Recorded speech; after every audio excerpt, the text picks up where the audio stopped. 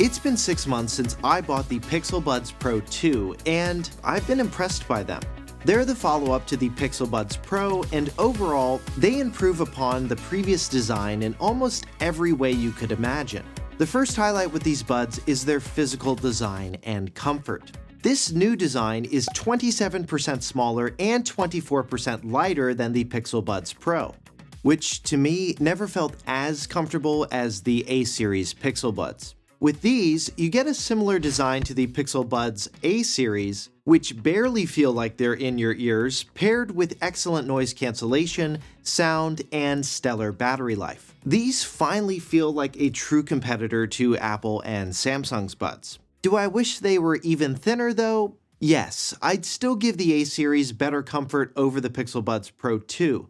I do notice parts of my ear get a bit sore after wearing them for a few hours. But everyone's ears are different, so that might not happen to you. It's not so sore that it's a deal breaker, just something I notice after heavy use. The twist-to-lock design helps keep them in place even when working out, and I find this design to be more secure during workouts than my AirPods Pro 2 or my Buds 3 Pro from Samsung. The Bluetooth connection to multiple devices has been flawless. They feature Bluetooth 5.4, low-energy audio, and super wideband. The noise cancellation is supposedly 2 times stronger than the original Pixel Buds, and yes, it is noticeably better at taking out background noise. Part of this is likely due to Google's new Tensor A1 chip. It's been engineered explicitly for low-latency audio processing. Transparency mode sounds less muffled than on the previous version, especially when you're the one speaking. Overall, it sounds clear, and to me, it's just about as good as the AirPods Pro 2, though my voice on those sounds just still slightly a bit better. But overall, these are still really impressive. Next, let's talk about sound quality. Overall, these sound excellent and pretty comparable to my AirPods Pro 2 and Buds 3 Pro, both of which sound pretty damn good. The acoustic architecture was redesigned from the ground up compared to the Pixel Buds Pro. The Buds Pro 2 have 11mm drivers and a new high-frequency chamber for smooth treble. Compared to the previous version, they are more dynamic, have a fuller, bigger, more well-rounded sound, and have less distortion in the highs. By default, their profile is pretty flat and neutral, but you can, of course, crank up the bass via the EQ. Unfortunately, though, you don't get any options for lossless wireless audio like we've seen with other buds and codecs like those from Samsung, Sony, and recent headphones we've reviewed like the Sonos Ace. Next up, let's talk about battery life. How good is it? Excellent. These exceed the battery life of other mainstream buds like the AirPods Pro 2 and Galaxy Buds 3 Pro.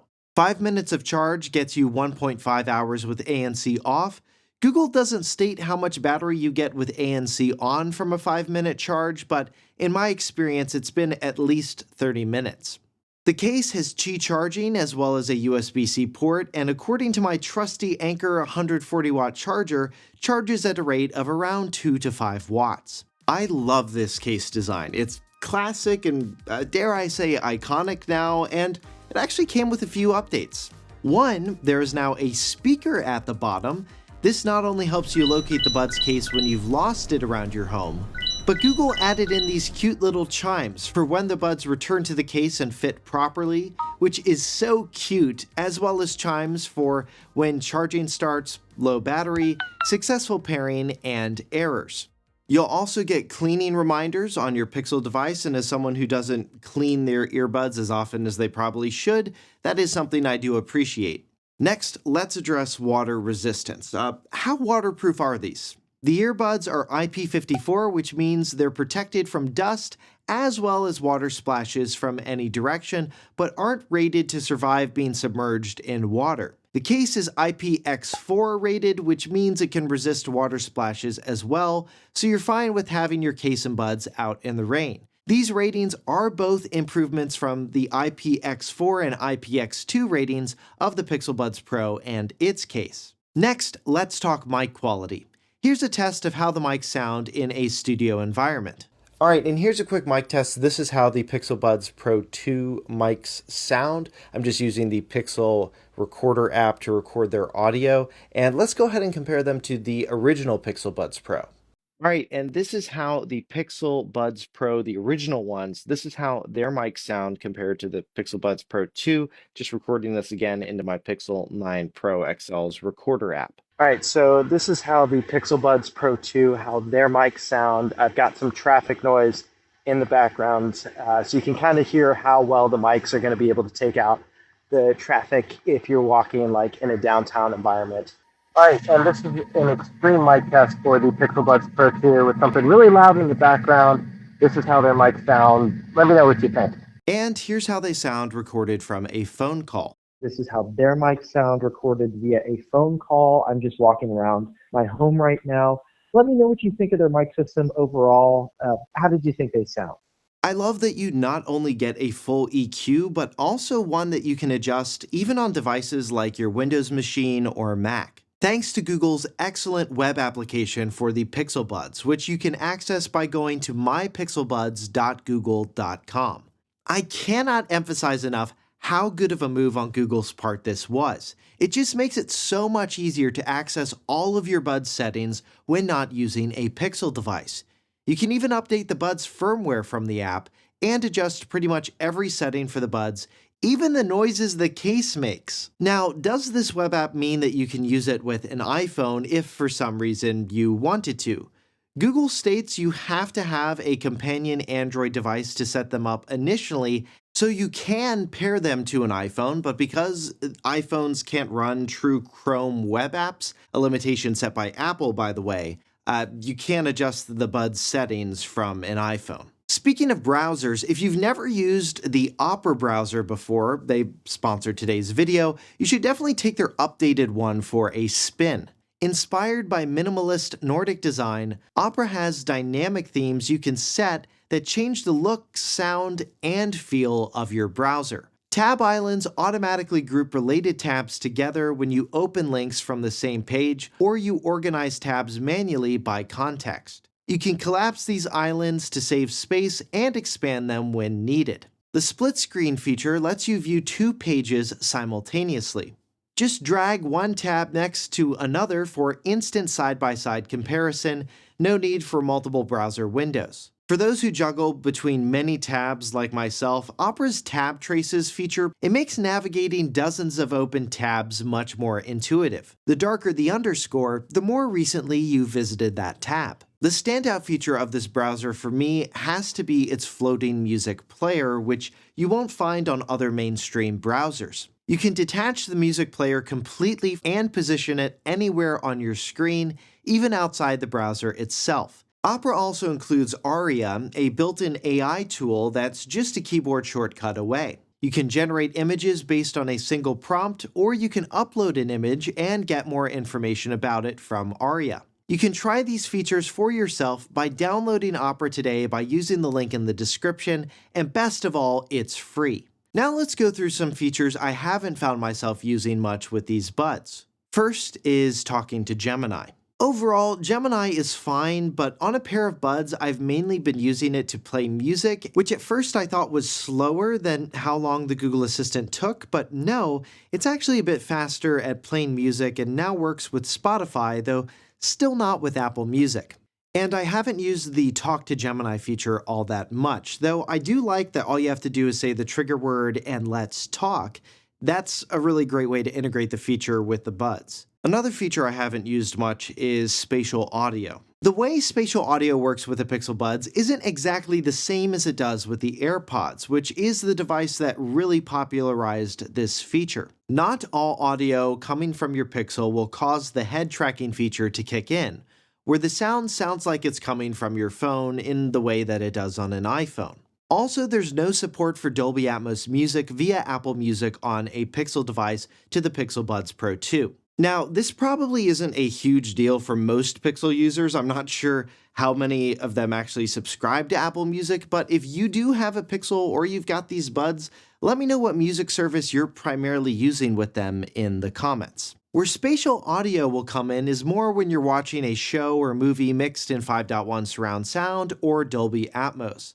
It works whether you watch the content on your phone or if you have a Google TV streamer, which we have a review coming out shortly on, so make sure you're subscribed if you want to see that. But I don't know, with Google's spatial audio, I've tried this now with multiple Pixel devices and the Google TV streamer. I just don't notice that much of a difference with spatial audio with these buds like I do with Apple's devices. Apple's implementation just feels way more dynamic and noticeable. The Pixel Buds Pro 2 are much more subtle, which some people may like, but I don't know, it hasn't been something that I've really been impressed by. Now, if you happen to lose your buds, they do have a Find My Device feature. Thankfully, I didn't have to use that feature, but it's good to have, and it's been improved now that the case has a speaker, which is much louder than a sound being emitted from the buds themselves. The only thing I wish Google would also have is a precision find feature like Apple has. Now let's talk about downsides.